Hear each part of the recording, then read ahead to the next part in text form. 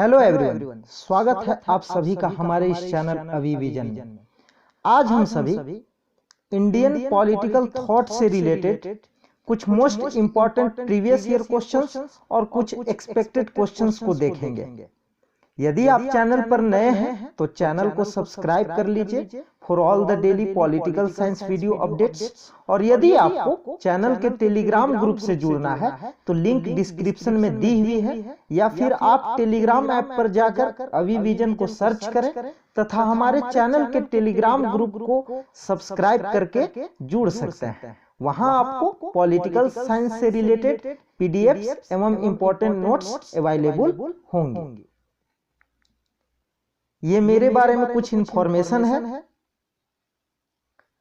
तो आइए स्टार्ट करते हैं। आज का हमारा फर्स्ट क्वेश्चन ये रहा आपके स्क्रीन के ऊपर। क्वेश्चन नंबर फर्स्ट है, सत्य के साथ मेरा प्रयोग, the story of my experiments with truth किसकी आत्मकथा है? ऑप्शन ए है महात्मा गांधी, ऑप्शन बी है वीडी सावरकर, ऑप्शन सी है BR अम्बेडकर, ऑप्शन डी है JP नारायण। बताइए कि ये किसकी आत्मकथा है? The story of my experiments with truth, सत्य के साथ मेरा प्रयोग, ये किसकी ऑटोबायोग्राफी है? आपको ये बताना है। बताइए क्या होगा इस क्वेश्चन का करेक्ट आंसर। वीडियो को पॉज कीजिए और अपना आंसर देने की कोशिश कीजिए। जितने भी सारे क्वेश्चंस इस वीडियो सीरीज के अंतर्गत इंक्लूड किया जा रहा है वो सारे क्वेश्चन इंपॉर्टेंट हैं, इसीलिए सभी को आपको अटेम्प्ट करने की कोशिश करनी है। क्वेश्चन को कंसंट्रेशन के साथ रीड कीजिए और आंसर देने की कोशिश कीजिए। देखिए इस क्वेश्चन का करेक्ट आंसर हो जाएगा महात्मा गांधी। महात्मा गांधी जी का ये आत्मकथा है, सत्य के साथ मेरा प्रयोग, the story of my experiments with truth. और इन्होंने अपनी आत्मकथा the story of my experiments with truth में लिखा है कि सत्य के लिए कोई अलग ईश्वर नहीं होता है। अहिंसा की साधना से सत्य को प्राप्त किया जा सकता है। और उन्होंने ये भी कहा है कि सत्य की ओर ले जाने वाला मार्ग केवल अहिंसा ही है। तो आपको याद रखनी है कि महात्मा गांधी की ऑटोबायोग्राफी का नाम क्या है? The story of my experiments with truth. तो बढ़ते हैं नेक्स्ट क्वेश्चन की ओर। क्वेश्चन नंबर 2 है, इसलिए ब्रूटस की तलवार पवित्र है, इसलिए शिवजी का बघनख न्याय संगत है, इसलिए चार्ल्स प्रथम का सिर कटवा देना न्यायोचित कार्य है, इसलिए विलियम टेलर का तीर दिव्य है क्योंकि यह सब राष्ट्र के लिए किया गया था। किसका कथन है? आपको यह बताना है कि यह स्टेटमेंट किसका है। ऑप्शन ए है जवाहरलाल नेहरू, ऑप्शन बी है विनायक दामोदर सावरकर, ऑप्शन सी है मोहनदास करमचंद गांधी, ऑप्शन डी है भीमराव अंबेडकर। आपको बताना है कि यह स्टेटमेंट किसका है। बताइए। तो ये स्टेटमेंट है विनायक दामोदर सावरकर का।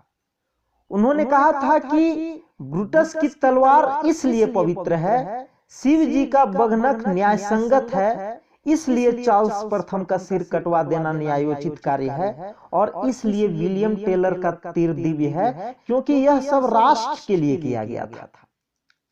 ये सब राष्ट्र के लिए किया गया था, इसलिए यह सभी कार्य क्या है? न्यायोचित है। तो बढ़ते हैं नेक्स्ट क्वेश्चन की ओर। क्वेश्चन नंबर 3 है, the history of the war of Indian independence 1909 book is written by. Option A है महात्मा गांधी, ऑप्शन बी है BR अम्बेडकर, ऑप्शन सी है विनायक दामोदर सावरकर, या फिर ऑप्शन डी जवाहरलाल नेहरू। आपको बताना है कि ये फेमस बुक किसके द्वारा लिखी गई है? The history of the war of Indian independence. बताइए क्या होगा इस क्वेश्चन का करेक्ट आंसर। बताइए। तो इस क्वेश्चन का करेक्ट आंसर हो जाएगा विनायक दामोदर सावरकर। ऑप्शन सी इसमें हमारा करेक्ट आंसर हो जाएगा। ये जो बुक है वो 1909 में पब्लिश हुई थी। ये बात भी आपको याद रखनी है, क्योंकि ये क्वेश्चन भी पूछा जा सकता है कि ये बुक कब पब्लिश हुई। बुक और ऑथर से रिलेटेड क्वेश्चन बहुत सारे एग्जाम में पूछे जाते हैं, इसलिए आपको इन क्वेश्चंस पर अच्छे से फोकस करना है। और विनायक दामोदर सावरकर अपने इस फेमस पुस्तक में the history of the war of Indian independence में उन्होंने कहा है कि 1857 का जो सिपाही विद्रोह हुआ था, 1857 का जो सिपाही विद्रोह, वो केवल सिपाही विद्रोह ही नहीं है, बल्कि भारत की स्वतंत्रता के लिए संघर्ष था। उन्होंने अपनी इस फेमस कृति में क्या कहा है, मैं एक बार फिर से रिपीट कर दे रहा हूं। उन्होंने कहा है कि 1857 केवल सिपाही विद्रोह नहीं है, बल्कि भारत की स्वतंत्रता के लिए संघर्ष था। तो बढ़ते हैं नेक्स्ट क्वेश्चन की ओर। क्वेश्चन नंबर 4 है, जो धारण करने योग्य है वही धर्म है। आपको बताना है कि ये स्टेटमेंट किसका है। ऑप्शन ए है मोहनदास करमचंद गांधी, ऑप्शन बी है विनायक दामोदर सावरकर, ऑप्शन सी है स्वामी विवेकानंद, या फिर ऑप्शन डी अरबिंदो घोष। आप बताइए कि ये जो फेमस स्टेटमेंट है, जो धारण करने योग्य है वही धर्म है, धर्म के बारे में ये स्टेटमेंट किनका है, आपको ये बताना है। बताइए क्या होगा इस क्वेश्चन का करेक्ट आंसर। तो इस क्वेश्चन का करेक्ट आंसर हो जाएगा महात्मा गांधी। महात्मा गांधी जी का ये फेमस स्टेटमेंट है कि जो धारण करने योग्य है वही धर्म है। गांधी जी के लिए धर्म का अभिप्राय अत्यधिक विस्तृत रूप में था। उनके लिए धर्म का आशय जो धारण करने योग्य है वही धर्म है, और उनके लिए धर्म का अर्थ नैतिक कार्यों को करना और मानवता की भलाई के लिए कार्य करना था। तो आप ये याद रखेंगे। बढ़ते हैं नेक्स्ट क्वेश्चन की ओर। क्वेश्चन नंबर 5 है, महात्मा गांधी को राष्ट्रपिता की उपाधि किसने दी थी। ऑप्शन ए है सुभाष चंद्र बोस, ऑप्शन बी है बाल गंगाधर तिलक, ऑप्शन सी है बिपिन चंद्र पाल, ऑप्शन डी है दादा भाई नौरोजी। आपको बताना है कि उन्होंने कौन से ऐसे व्यक्ति हैं जिन्होंने राष्ट्रपिता की उपाधि महात्मा गांधी को प्रदान किया। बताइए क्या होगा इस क्वेश्चन का करेक्ट आंसर। इस क्वेश्चन का करेक्ट आंसर हो जाएगा सुभाष चंद्र बोस। सुभाष चंद्र बोस ने महात्मा गांधी को राष्ट्रपिता की उपाधि दी। और एक बात और याद रखिएगा कि रविंद्रनाथ टैगोर जी ने महात्मा गांधी को महात्मा की उपाधि दी थी। मैं फिर से एक बार रिपीट कर दे रहा हूं। सुभाष चंद्र बोस ने महात्मा गांधी को राष्ट्रपिता की उपाधि दी थी, जबकि रविंद्रनाथ टैगोर ने महात्मा गांधी को महात्मा की उपाधि दी थी। महात्मा की उपाधि, महात्मा की उपाधि किन्होंने दी थी? रविंद्रनाथ टैगोर ने। तो इस बात को भी याद रखिएगा। ये भी क्वेश्चन अनेकों बार कॉम्पिटिटिव एग्जाम्स में पूछे गए हैं। तो बढ़ते हैं नेक्स्ट क्वेश्चन की ओर। क्वेश्चन नंबर 6 है, धर्म में भक्ति आत्मा की मुक्ति का मार्ग हो सकता है, परंतु राजनीति में भक्ति या वीर पूजा अपकर्ष और संभावित तानाशाही के लिए मार्ग सुनिश्चित करती है। ये स्टेटमेंट किसका है? ऑप्शन ए है महात्मा गांधी, ऑप्शन बी है स्वामी विवेकानंद, ऑप्शन सी है अरबिंदो घोष, ऑप्शन डी है बी.आर. अम्बेडकर। बताइए इस क्वेश्चन का करेक्ट आंसर क्या होगा। वीडियो को पॉज कीजिए और आंसर करने की कोशिश कीजिए। सारे इंपॉर्टेंट क्वेश्चंस हैं, सारे को आप अटेम्प्ट करने की कोशिश कीजिए और सारे को कंसंट्रेशन के साथ रीड कीजिए प्रत्येक क्वेश्चन को और आंसर करने की कोशिश कीजिए। आप जितनी ज्यादा प्रैक्टिस यहां पे कीजिएगा उतना ही ज्यादा आसानी होगी उतनी ही आसान होगी आपको एग्जाम देने में। बताइए इस क्वेश्चन का करेक्ट आंसर क्या है? प्रैक्टिस कीजिए, प्रैक्टिस करने के लिए मत छोड़िए। आप जितना अपना बेस्ट दे सकते हैं मेहनत कीजिए, 100% मेहनत कीजिए। आप मेहनत से ही किसी व्यक्ति की डेस्टिनी में बदलाव हो सकती है। किसी व्यक्ति का जो भाग्य है वो उसके मेहनत पर निर्भर करती है। आप जितनी ज्यादा मेहनत कीजिएगा आपका भाग्य भी उसी प्रकार से परिवर्तित होगी। तो बताइए इस क्वेश्चन का करेक्ट आंसर क्या है? क्वेश्चन नंबर 6 है को आप बढ़िया से रीड कीजिए, अच्छे से रीड कीजिए और बताइए क्या होगा इस क्वेश्चन का करेक्ट आंसर। किन्होंने कहा है कि धर्म में भक्ति आत्मा की मुक्ति का मार्ग हो सकता है। यदि आप धर्म में भक्ति रखते हैं, आस्था रखते हैं, तो एक आत्मा की मुक्ति का मार्ग हो सकता है। परंतु राजनीति में यदि आप भक्ति दिखाइएगा तो वो तानाशाही के लिए मार्ग सुनिश्चित करती है। ये फेमस स्टेटमेंट किसका है? तो ये स्टेटमेंट है डॉक्टर B.R. अम्बेडकर का। ऑप्शन डी इसमें हमारा करेक्ट आंसर होगा। Doctor B.R. अम्बेडकर ने संसदीय शासन पद्धति का समर्थन किया है और उन्होंने संसदीय शासन पद्धति का समर्थन क्यों किया है? क्योंकि उनका कहना था कि धर्म में भक्ति आत्मा की मुक्ति का मार्ग हो सकता है, परंतु राजनीति में भक्ति या वीर पूजा अपकर्ष और संभावित तानाशाही के लिए मार्ग सुनिश्चित करती है। डॉक्टर अंबेडकर ने ऐसी शासन प्रणाली का समर्थन किया जो शक्तियों के विभाजन पर आधारित हो तथा जिसमें कार्यपालिका, व्यवस्थापिका और न्यायपालिका की शक्तियों एक जगह केंद्रित ना हो। उनका कहना था कि एक ऐसी शासन प्रणाली होनी चाहिए जो शक्तियों के विभाजन पर आधारित हो तथा जिसमें कार्यपालिका, व्यवस्थापिका और न्यायपालिका की शक्तियां एक जगह केंद्रित ना हो। तो बढ़ते हैं नेक्स्ट क्वेश्चन की ओर। क्वेश्चन नंबर 7 है, किसने कहा है कि राजनीतिक लोकतंत्र की सफलता के लिए सामाजिक एवं आर्थिक लोकतंत्र एक पूर्व शर्त है? ऑप्शन ए है वी.डी. सावरकर, ऑप्शन बी है अरबिंदो घोष, ऑप्शन सी है महात्मा गांधी या फिर ऑप्शन डी B.R. अम्बेडकर। बताइए क्या होगा इस क्वेश्चन का करेक्ट आंसर? ये स्टेटमेंट किसका है? बताइए।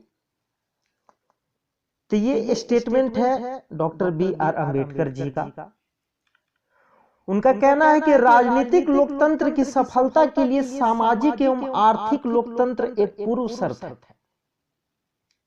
डॉक्टर अंबेडकर के अनुसार स्वतंत्र शासन तथा लोकतंत्र तब वास्तविक होते हैं जब शासक वर्ग की सत्ता को सीमित किया जाए और उनका यह भी कहना था कि केवल संविधान एवं वयस्क मताधिकार से ही लोकतंत्र को स्थापित नहीं किया जा सकता है। लोकतंत्र तब वास्तविक होंगे जब शासक वर्ग की सत्ता को सीमित किया जाएगा। अर्थात उन्होंने इसलिए ही कहा था कि राजनीतिक लोकतंत्र की सफलता के लिए सामाजिक एवं आर्थिक लोकतंत्र एक पूर्व शर्त है। तो बढ़ते हैं नेक्स्ट क्वेश्चन की ओर। ध्यान रखिएगा आप इस स्टेटमेंट को, B.R. अम्बेडकर जी का ये स्टेटमेंट है। क्वेश्चन नंबर 8 है, B.R. अम्बेडकर लोकतंत्र की निम्नलिखित समस्याओं का वर्णन किया है। आपको बताना है कि इनमें से कौन सा गलत है। फर्स्ट है, राजनीतिक लोकतंत्र से पहले सामाजिक एवं आर्थिक लोकतंत्र की स्थापना आवश्यक है। सेकेंड है, लोकतंत्र किसके लिए है यह ज्यादा महत्वपूर्ण होता है। समाज में शासन एवं शासित के मध्य सत्ता का संघर्ष होता है। थर्ड है, सत्ताधारी अपनी शक्ति एवं प्रतिष्ठा के कारण वंचित वर्गों में प्रभुत्व बनाने में सफल नहीं हो पाते हैं। आपको बताना है कि इनमें से कौन सा स्टेटमेंट गलत है। ऑप्शन ए है ओनली फर्स्ट, ऑप्शन बी है ओनली सेकेंड, ऑप्शन सी है ओनली थर्ड, ऑप्शन डी है नन ऑफ द एबव, अर्थात उपर्युक्त में से कोई नहीं। बताइए, डॉक्टर बी आर अंबेडकर ने लोकतंत्र की जो समस्याएं बताई है उनमें से नीचे दिए गए ऑप्शन में से कौन सा नहीं है, आपको ये बताना है कौन सा गलत है। रॉन्ग पे हमें फोकस करना है कि कौन सा इनकरेक्ट है हमारा। बताइए क्या होगा इस क्वेश्चन का करेक्ट आंसर। देखिए क्वेश्चन नंबर फर्स्ट है, राजनीतिक लोकतंत्र से पहले सामाजिक एवं आर्थिक लोकतंत्र की स्थापना आवश्यक है। ये स्टेटमेंट बिल्कुल करेक्ट है। सेकेंड है, लोकतंत्र किसके लिए है यह ज्यादा महत्वपूर्ण होता है। यह भी स्टेटमेंट बिल्कुल करेक्ट है। समाज में शासन एवं शासित के मध्य सत्ता का संघर्ष होता है। सेकेंड नंबर स्टेटमेंट बिल्कुल करेक्ट है। थर्ड, सत्ताधारी अपनी शक्ति एवं प्रतिष्ठा के कारण वंचित वर्गों में प्रभुत्व बनाने में सफल नहीं हो पाते हैं। ये स्टेटमेंट रॉन्ग है। क्यों रॉन्ग है? क्योंकि यहां बोला जा रहा है, स्टेटमेंट को आप ध्यान से पढ़िए, सत्ताधारी अपनी शक्ति एवं प्रतिष्ठा के कारण वंचित वर्गों में प्रभुत्व बनाने में सफल नहीं हो पाते हैं। नहीं हो पाते हैं, यहां निगेटिव बात किया जा रहा है, जबकि वे सफल हो जाते हैं। सत्ताधारी अपनी शक्ति एवं प्रतिष्ठा के कारण वंचित वर्गों में प्रभुत्व बनाने में सफल हो जाते हैं। क्यों हो जाते हैं सफल? अपनी शक्ति एवं प्रतिष्ठा के कारण। तो ओनली थर्ड इसमें गलत है। ऑप्शन सी हमारा करेक्ट आंसर होगा। हमें चूज करना था कि कौन सा जो है हमारा इनकरेक्ट है। डॉक्टर अंबेडकर ने लोकतंत्र की 3 समस्याओं का वर्णन प्रस्तुत किया था, और उन 3 समस्याओं में क्या था, एक बार फिर से मैं रिपीट कर दे रहा हूं। फर्स्ट था, राजनीतिक लोकतंत्र से पहले सामाजिक एवं आर्थिक लोकतंत्र की स्थापना आवश्यक है। और सेकेंड है, लोकतंत्र किसके लिए है यह ज्यादा महत्वपूर्ण होता है। समाज में शासन एवं शासित के मध्य सत्ता का संघर्ष होता है। थर्ड है, सत्ताधारी अपनी शक्ति एवं प्रतिष्ठा के कारण वंचित वर्गों में प्रभुत्व बनाने में सफल हो जाते हैं। यहां सफल हो जाते हैं होगा, अगर सफल हो जाते हैं हो रहता तो इसमें सभी स्टेटमेंट हमारा करेक्ट रहता, लेकिन यहां नहीं हो पाते हैं लिखा है, इसलिए स्टेटमेंट थर्ड हमारा रॉन्ग है। ऑप्शन सी इसका करेक्ट आंसर होगा। तो बढ़ते हैं नेक्स्ट क्वेश्चन की ओर। क्वेश्चन नंबर 9 है, किस वर्ष डॉक्टर अंबेडकर ने बौद्ध धर्म को अपनाया? आपको बताना है कि किस वर्ष डॉक्टर अंबेडकर ने बौद्ध धर्म को अपनाया था। ऑप्शन ए है 1952, ऑप्शन बी है 1953, ऑप्शन सी है 1955, या फिर ऑप्शन डी 1956। बताइए क्या होगा इस क्वेश्चन का करेक्ट आंसर। इस क्वेश्चन का करेक्ट आंसर हो जाएगा 1956, that means option D. Option D इस क्वेश्चन का करेक्ट आंसर होगा। डॉक्टर अंबेडकर ने दलित वर्गों की दशा में सुधार के लिए दलितों को धर्म परिवर्तन करके बौद्ध धर्म स्वीकार करने का भी सुझाव दिया था। यह बात भी आपको याद रखना है। और उन्होंने स्वयं 1956 में बौद्ध धर्म को अपनाया। साथ ही साथ उनका यह भी कहना था कि दलित वर्गों को अगर अपने कंडीशन को सुधारना है तो उन्हें बौद्ध धर्म को स्वीकार कर लेना चाहिए, उन्हें अपना धर्म परिवर्तन कर लेना चाहिए। तो बढ़ते हैं नेक्स्ट क्वेश्चन की ओर। क्वेश्चन नंबर 10 है, गांधी जी के अनुसार अहिंसा के 2 अभिप्राय हैं। आपको बताना है कि इनमें से कौन सा सही है। फर्स्ट, नकारात्मक अहिंसा, निगेटिव नॉन वायलेंस। सेकेंड है सकारात्मक अहिंसा, पॉजिटिव नॉन वायलेंस। क्वेश्चन को अच्छे से रीड कीजिए, कंसंट्रेशन के साथ रीड कीजिए और आंसर देने की कोशिश कीजिए। देखिए कभी कभी लगता है स्टूडेंट्स को कि ये तो क्वेश्चन इजी है, मैं कर लूंगा, लेकिन वही क्वेश्चन जब आपके एग्जाम में पूछे जाते हैं तो आप उन्हें गलत करके आ जाते हैं। इसीलिए प्रत्येक क्वेश्चन को आप अच्छे से रीड कीजिए, उसके बाद ही आंसर दीजिए। और प्रत्येक क्वेश्चन, एवरी क्वेश्चन आपके लिए इक्वली इंपॉर्टेंट है। बताइए क्या होगा इस क्वेश्चन का करेक्ट आंसर? गांधी जी के अनुसार अहिंसा के दो अभिप्राय हैं, इनमें से कौन सा सही है?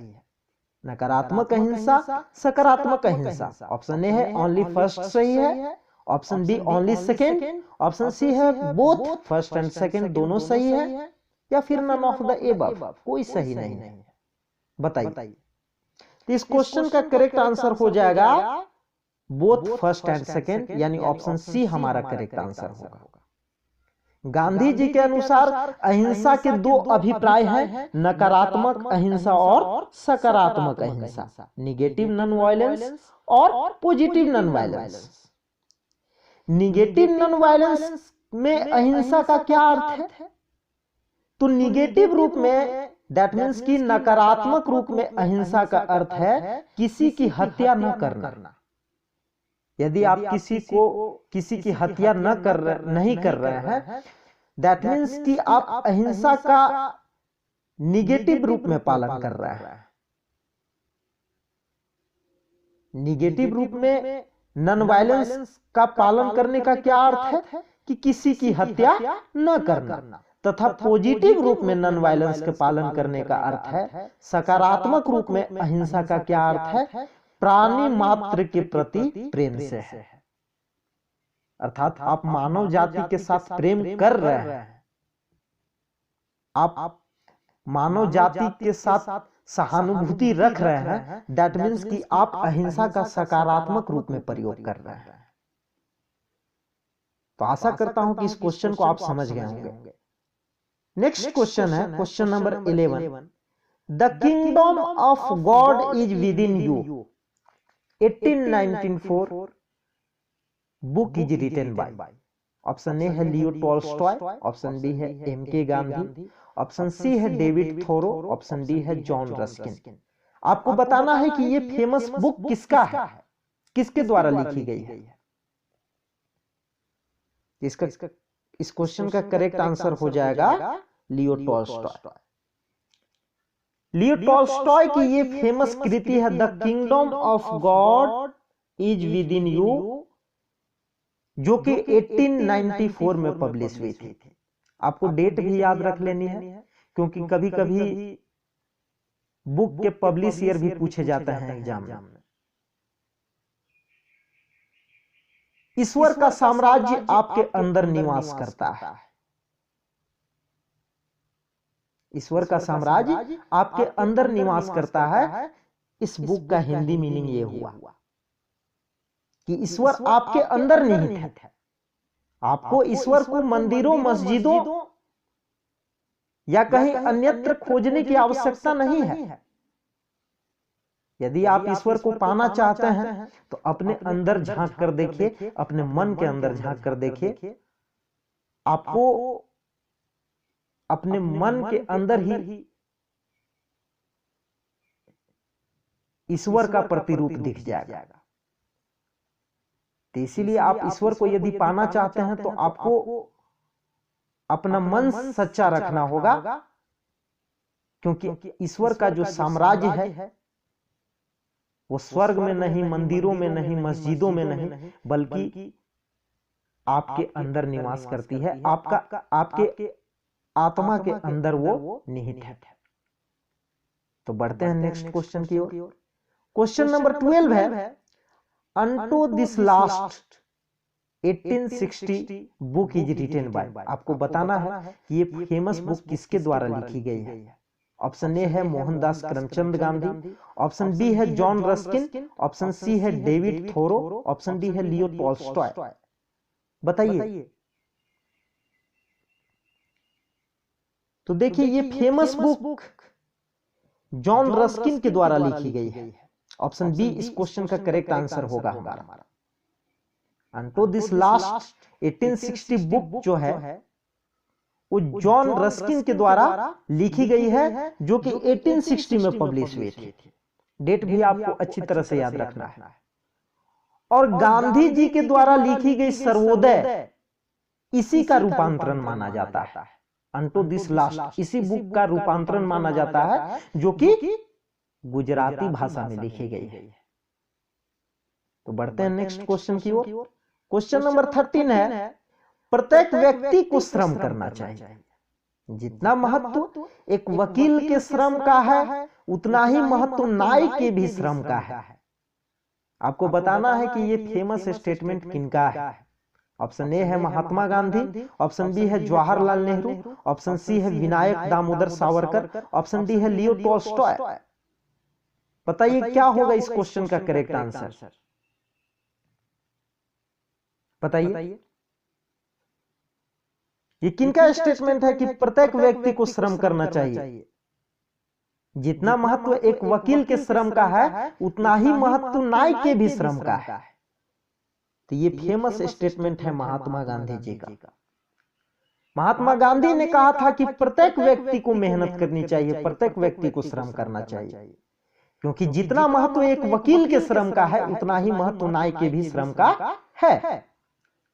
और उन्होंने ये जो स्टेटमेंट है, यह जो शिक्षा है, उन्होंने यह शिक्षा जॉन रस्किन से ग्रहण की थी। ये भी बात आपको याद रखना है। ये जो स्टेटमेंट है, उन्होंने जॉन रस्किन से ग्रहण की थी। यह जो शिक्षा है, उन्होंने जॉन रस्किन से ली थी। तो बढ़ते हैं नेक्स्ट क्वेश्चन की ओर। क्वेश्चन नंबर 14 है, निम्नलिखित में से किन्हें संतों में राजनेता और राजनेताओं में संत कहा जाता है? Very very most important question.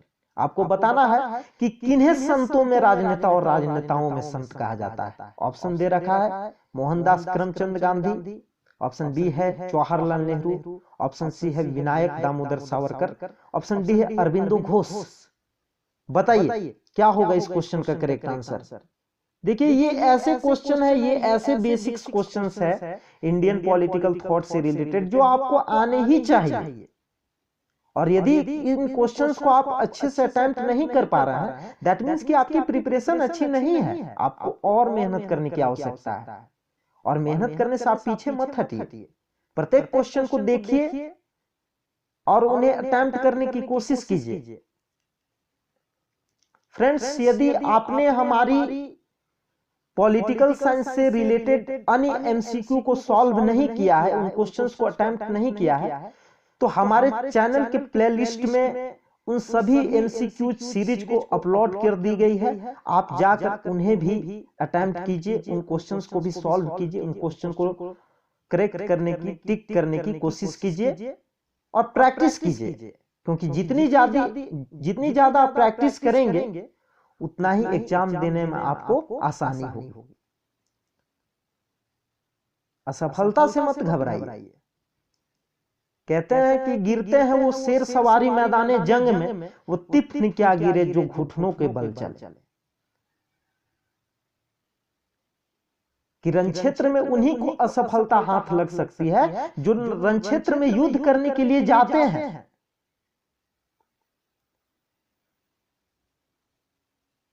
तो जब तक आप प्रैक्टिस नहीं कीजिएगा, क्वेश्चंस को फेस नहीं कीजिएगा, तब तक आपको पता कैसे चलेगा कि आपकी कमियां कहां पर है। तो सबसे पहले आप अपनी कमियों को फाइंड आउट करें और उस पर काम करें।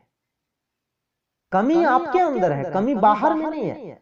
यदि आप अपने कमियों को दूर कर लेते हैं, तो जीवन में हर प्रॉब्लम को आप फेस कर पाएंगे। तो इसलिए प्रॉब्लम से दूर मत भागिए, क्वेश्चंस से दूर मत भागिए। ये क्वेश्चंस एक प्रॉब्लम की तरह है, तो क्वेश्चन से दूर भागना नहीं है, उस प्रॉब्लम को सॉल्व करना है। इन क्वेश्चंस को सॉल्व करने की कोशिश करना है। अब जितनी ज्यादा सॉल्व कीजिएगा, देखिए एक व्यक्ति अपने लाइफ में जितनी ज्यादा प्रॉब्लम को सॉल्व करते हैं, उतनी ही ज्यादा उनमें कैपेसिटी आ जाता है हर प्रॉब्लम को फेस करने का। उनके अंदर एक अलग तरह का कॉन्फिडेंस जागृत होता है। उसी तरह से जितनी क्वेश्चंस को आप अटेम्प्ट कीजिएगा अपने लाइफ में, जितनी क्वेश्चंस को आप प्रैक्टिस कीजिएगा, उतनी ही ज्यादा आपको एग्जाम देने में आसानी होगी। तो आप सभी लोगों से निवेदन है कि इन क्वेश्चंस को आप जरूर अटेम्प्ट कीजिए, जरूर सॉल्व कीजिए। आप ये मत सोचिए कि आज कर लेंगे कल कर लेंगे।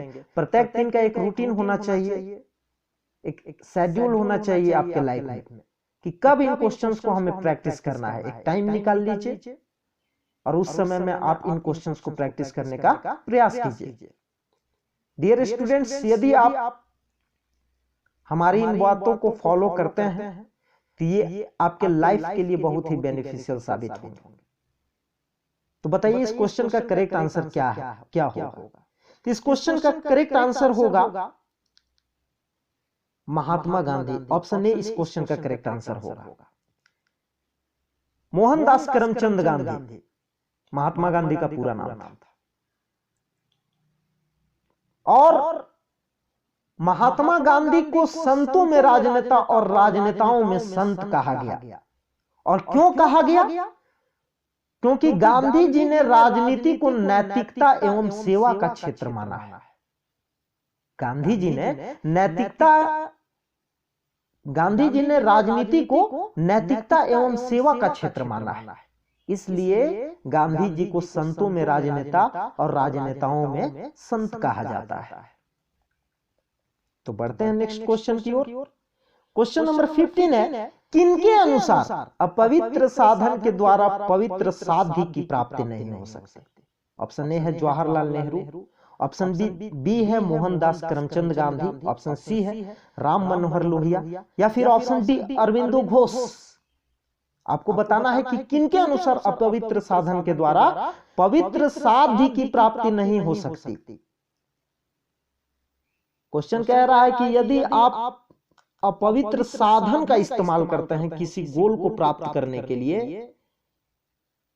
अपने लक्ष्य को प्राप्त करने के लिए, साध्य का मतलब लक्ष्य, मंजिल, अपने मंजिल को प्राप्त करने के लिए, अपने गोल को प्राप्त करने के लिए यदि किसी अपवित्र साधन का उपयोग करते हैं तो वह जो गोल है, वह जो आपकी मंजिल है, वो पवित्र नहीं होगी, वो पवित्र नहीं होगी। क्योंकि उस गोल को प्राप्त करने के लिए आपने साधन ही अपवित्र चूज कर लिया है, आपने अपवित्र साधन का इस्तेमाल किया है, तो आपका साध्य कैसे पवित्र हो जाएगा? तो बताइए कि ये फेमस स्टेटमेंट किनका है? तो ये फेमस स्टेटमेंट मोहनदास करमचंद गांधी का है। ऑप्शन बी इसका करेक्ट आंसर हो जाएगा। यदि वेस्टर्न पॉलिटिकल थिंकर मैकियावेली को देखें तो मैकियावेली का जो स्टेटमेंट है जस्ट इनसे उल्टा है। उनका कहना है कि साधन चाहे जैसा भी हो, साध्य की प्राप्ति होनी चाहिए। मतलब आप साध्य की प्राप्ति पर फोकस करें, साधन का ख्याल मत कीजिए कि साधन पवित्र है या अपवित्र। यदि आपका गोल अच्छा है, उस गोल को आप प्राप्त करना चाहते हैं, अपने मंजिल को प्राप्त करना चाहते हैं, तो उस मंजिल को प्राप्त करने के लिए किसी भी प्रकार के साधन का इस्तेमाल आप कर सकते हैं। पाश्चात्य राजनीतिक चिंतक मैकियावेली का ऐसा कहना था।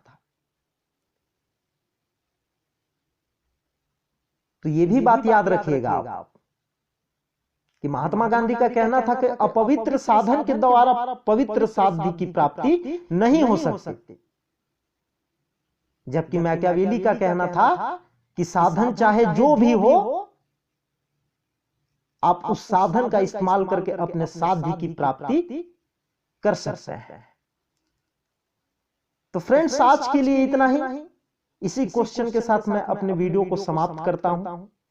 यदि आपको हमारी यह एफर्ट, हमारी यह वीडियो अच्छी लगी हो तो इस वीडियो को जरूर लाइक करें, अधिक से अधिक लाइक करें, कमेंट करें अगर आपको किसी भी तरह का डाउट हो, और इस वीडियो को अपने सारे उन दोस्तों के साथ शेयर करें जो UGC net exam political science की तैयारी कर रहे हो। तथा जैसा कि आप जानते हैं कि यह जो वीडियो है, यह जो क्वेश्चंस हैं, ये जो क्वेश्चंस है वो सभी कॉम्पिटिटिव एग्जाम्स के लिए इक्वली इंपॉर्टेंट है। ऐसा नहीं है कि ये सिर्फ UGC net exam political science के लिए ही है, ये सभी कॉम्पिटिटिव एग्जाम्स के लिए इक्वली इंपॉर्टेंट है। हमारे चैनल को जरूर सब्सक्राइब करें, बेल आइकन को भी प्रेस कर ले ताकि हमारे द्वारा बनाई गई हर वीडियो की नोटिफिकेशन आपको मिलती रहे। इस वीडियो को देखने के लिए धन्यवाद। मिलते हैं नेक्स्ट वीडियो में। धन्यवाद।